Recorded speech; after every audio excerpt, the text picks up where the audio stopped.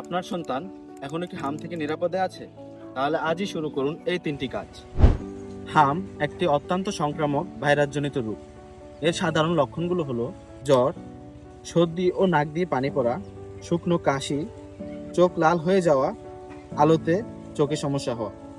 এর গুরুতর লক্ষণগুলোর মধ্যে হলো শ্বাস নিতে কষ্ট হওয়া, খুব বেশি দুর্বলতা বা খেতে না চাওয়া, খিঁচুনি, ডায়রিয়া।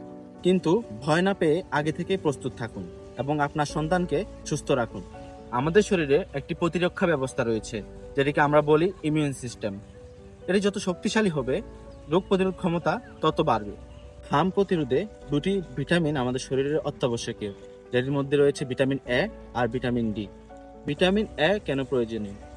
এটি শরীরের রোগ প্রতিরোধ ক্ষমতা বাড়ায়, চোখ ভালো রাখে, সংক্রমণের বিরুদ্ধে লড়তে সাহায্য করে। আর এই ভিটামিন এ আমরা কোন কোন খাবার থেকে পাবো? গাজর, মিষ্টি কুমড়া, লাল শাক, সবুজ শাকসবজি, ডিমের কুসুম ও কলিজা। এরপর রয়েছে ভিটামিন ডি।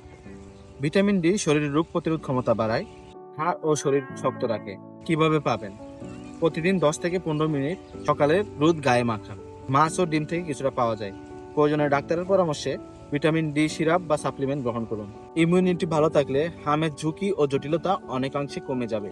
আপনার সন্তানের সুরক্ষা আপনার হাতেই। হাম থেকে বাঁচতে শুধু চিকিৎসা নয়, যত্নেরও দরকার রয়েছে।